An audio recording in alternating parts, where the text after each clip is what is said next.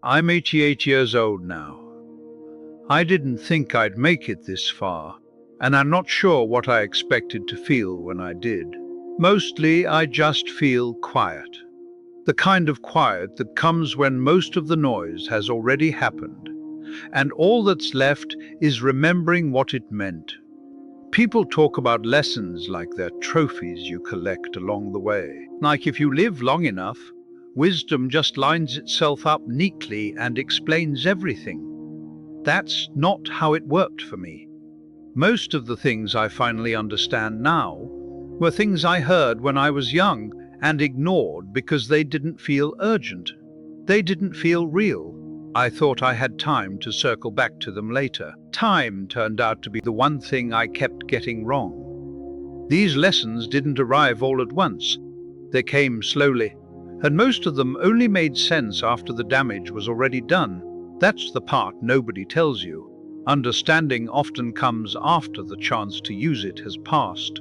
I wake up early now, even though there's nowhere I need to be. My body does that on its own. In the mornings, before the house fully wakes up, I sit and look at my hands.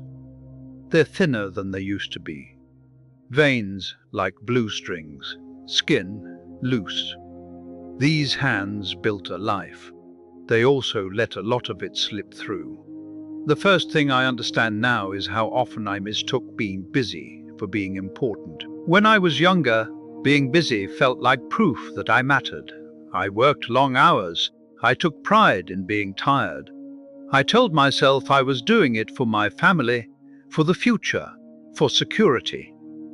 And some of that was true, but not all of it. A lot of it was fear. Fear of slowing down. Fear of being ordinary. Fear of sitting still long enough to notice what I was missing. I missed dinners without realizing they would stop happening one day. I missed small conversations because I was always halfway somewhere else in my head. I thought showing up meant providing. I didn't understand that presence is its own kind of work. The second lesson is that love rarely leaves loudly. I always imagined that if something truly important ended, there would be a clear moment, a fight, a decision, a door slammed. That's not how it usually goes. Most of the losses in my life faded out quietly. Phone calls got shorter, visits became less frequent. Eventually you realize you're the only one still remembering how close you once were. I had friends I thought would be around forever. Men I worked beside for decades. We promised we'd keep in touch. We meant it too, but meaning something isn't the same as doing it. One by one, they drifted. Some died. Some just disappeared into their own lives. And one day, I looked around and noticed how few people actually knew me anymore. The third thing I learned too late is that saying someday is often another way of saying never. Someday I'll take that trip. Someday I'll slow down. Someday I'll spend more time with the kids. Someday I'll tell her how much she means to me. I said that word like it was a promise. I didn't realize it was an excuse. There is a narrow window for many things in life. Not everything, but more than you think. Children grow up while you're planning to be more present. Parents age while you assume there will be another visit. Bodies change while you're waiting to feel ready. Readiness is a myth. Life doesn't wait for it. The fourth lesson is that success can be a very convincing distraction. From the outside, my life probably looked fine. Better than fine, even.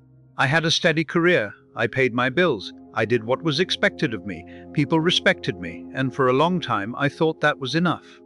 But success has a way of numbing certain questions. It keeps you moving forward without asking whether forward is where you actually want to go. I didn't stop to ask myself what kind of man I was becoming. I only asked whether I was advancing. By the time I realized that accomplishment doesn't automatically bring fulfillment, I was already tired. Changing course felt expensive, so I stayed. That's a quiet regret, not dramatic, just heavy. The fifth thing I finally understand is that the people who love you don't need your perfection. I spent years trying to be reliable, strong, unshakable. I thought my role was to hold everything together. What I didn't see was how distant that made me. I rarely admitted fear, rarely admitted doubt. I thought I was protecting the people I loved. What I was really doing was keeping myself unreachable. There were moments when honesty would have brought us closer, moments when vulnerability would have changed the shape of a relationship. I chose control instead. It felt safer. It wasn't. The sixth lesson is about time itself. Time doesn't rush the way it feels when you're young. It slips quietly. You don't notice it leaving until you're surrounded by its absence. Days pile up, and then suddenly you're counting backwards instead of forwards. I thought I understood that time was limited. I said it out loud plenty of times. But knowing something and living like it's true are different things. I lived like there would always be more later. Later turned out to be a fragile place to store important things. The seventh thing I know now is that regret isn't about the mistakes you made. It's about the moments you didn't step into. I made mistakes, sure, everyone does. But those aren't the memories that keep me awake. It's the conversations I avoided, the chances I hesitated too long on, the love I felt but didn't express clearly enough. Failure, at least, means you tried. Delay just leaves you wondering who you might have been if you'd been a little braver when it counted. The eighth lesson is that loneliness doesn't arrive all at once. It builds slowly, almost politely. A chair stays empty longer than it used to. The phone rings less. Holidays feel shorter. Eventually you realize you're spending most of your time with your own thoughts. I don't say this to sound bitter. I'm grateful for the life I had, truly. But gratitude and sorrow can sit in the same room. They often do in old age. I'm thankful for what was, and still ache for what could have been closer, warmer, more shared. The ninth thing that finally makes sense is how much ordinary moments mattered.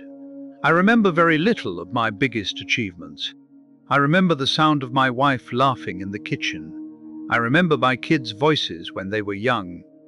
I remember quiet drives, shared meals, small routines. At the time, those moments felt unremarkable, almost invisible. I was too busy scanning the horizon to notice what was already in my hands.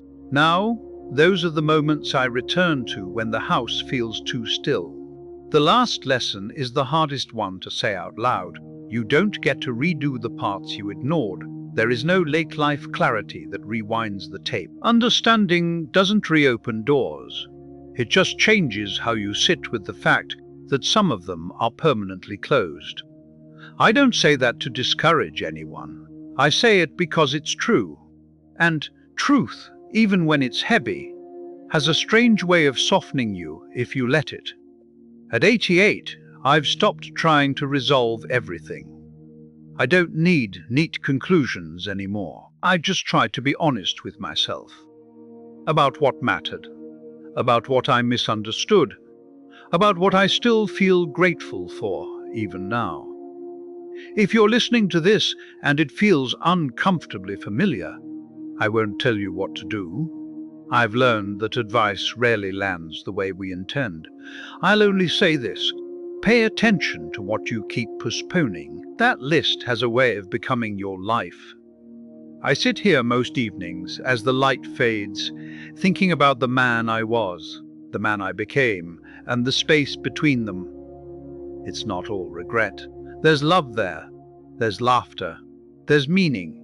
But there's also a quiet wish that I had understood these things when they were still flexible, when they could have changed the shape of my days.